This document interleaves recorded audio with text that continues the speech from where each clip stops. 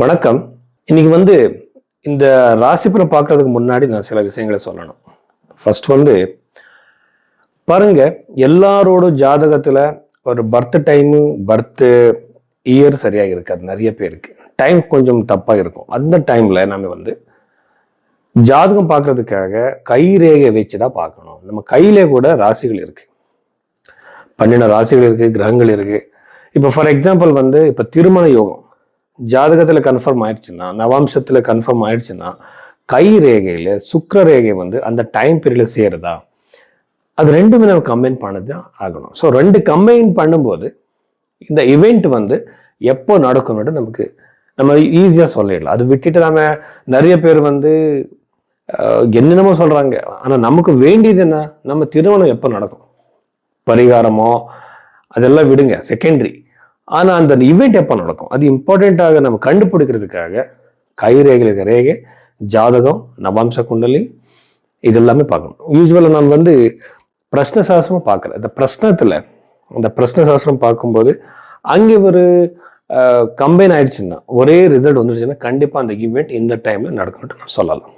So அதுக்காக நீங்க பைரவி ஆஸ்ட்ரோல நீங்க இந்த கன்சல்டேஷன் எடுத்துக்கலாம். உங்க ஜாதகம் பார்த்து உங்க கை ரேகையை பார்த்து நான் உங்க கேள்விக்கு ஒரு கரெக்டான ப்ரொடக்ஷன் நான் கொடுக்குறேன். மீன ராசி இந்த ஜூலை மாதத்துல 2026 ஜூலை மாதத்துல இந்த மீன ராசியில பிறந்தவருக்கு என்னென்ன பாசிட்டிவ் நெகட்டிவ் இருக்கு நம்ம பார்க்கலாம். இந்த மீன ராசியில பிறந்தவருக்கு ராசியில் இருக்கிற சூரியன், அது மேல இன்னொரு விஷயம் என்னன்னா சாடை சாத்தி. இந்த சாடை சாத்தி எஃபெக்ட் பண்ணும்போது ரொம்ப ஜாகிரதையா இருக்கணும்.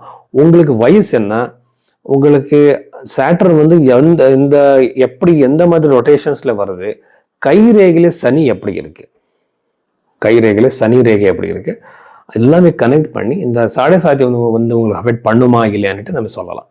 ஆனா திருமணம் டிலே ஆகிடும். உங்களுக்கு உங்க பார்ட்னருக்கு எந்த மாதிரி பார்ட்னர் இருந்தாலும் சரி, உங்க ஃப்ரெண்டா இருக்கலாம், பிசினஸ் பார்ட்னரா இருக்கலாம், பிரச்சனை வரும். சனி திருமணத்தை ரொம்ப டிலே பண்ணிடுவோம். சில பேருக்கு திருமணம் ஃபிக்ஸ் ஆகிடும், ஆனா அது டேட் போய்கிட்டே இருக்கும். சில பேருக்கு லவ் மேரேஜ் ஃபிக்ஸ் ஆகிடும், ஆனா வீட்டில் ஒத்துக்குவாங்க, ஆனா அது டேட் போயிட்டுக்கிட்டே இருக்கும், அது சரியா செட்டே ஆகுது. இந்த மாதிரி பிரச்சனைகள் எல்லாம் வரும். சதுர்த்த பாவத்தில் இருக்கிற சூரியனாலே உங்க அப்பா அம்மாவுக்கு நடுவே திருமண வழக்கில் பிரச்சனை வரும். ரொம்ப ஜாகிரதையா இருக்கணும். ஆனா கவர்மெண்ட்ல இருந்து உங்களுக்கு கிடைக்க வேண்டிய பொருள், ப்ராப்பர்ட்டி, வெஹிக்கிள்ஸ், சில பேருக்கு வெஹிக்கிள் சீஸ் ஆகிடும், ஹவுஸ் சீஸ் ஆகிடும், அது உங்களுக்கு மறுபடியும் கிடைக்கும். உங்களுக்கு ஏதோ ஒரு ப்ராப்பர்ட்டிக்காக நீங்க கேஸ் போடுவீங்க, அந்த கேஸ்ல நீங்க ஜெயிச்சு அந்த ப்ராப்பர்ட்டி உங்க கை சேர அதிகமான பாசிபிலிட்டிஸ் இருக்கு. பஞ்சம பாவத்தில் இருக்கிற குரு கிரகனால கண்டிப்பா சந்தான யோகம் அதிகமா இருக்கு. சந்தான யோகம் அதிகமா இருக்கிறதுனால இது ரொம்ப நல்ல விஷயம்தான்.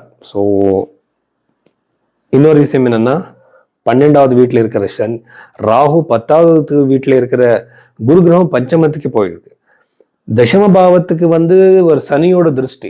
இது எல்லாமே எப்படின்னா கரியருக்கு சம்பந்தப்பட்ட விஷயங்களில ரொம்ப ரொம்ப மிகப்பெரிய ஒரு ப்ரோக்ரஸ் நீங்க எதிர்பார்க்கலாம். புது ஜாப் கிடைக்கலாம், ஜாப்ல ப்ரோக்ரஸ் வரலாம். வெளிநாட்டுக்கு போறதுக்காக நீங்க ட்ரை பண்ணிட்டு இருக்கீங்களா, அங்கே ஒரு ஜாப் கிடைக்கலாம்.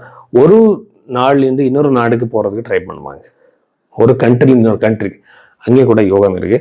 ஜாப் விட்டுட்டு பிசினஸ் போறதுக்கு முயற்சி பண்ணுவாங்க, அங்கே கூட சக்சஸ் இருக்கு.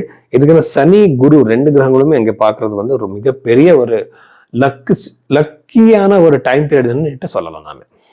ஓகேங்களா? ஸோ இவ்வளவு விஷயங்கள் இந்த மீன ராசியில பிறந்தவருக்கு இருக்கு.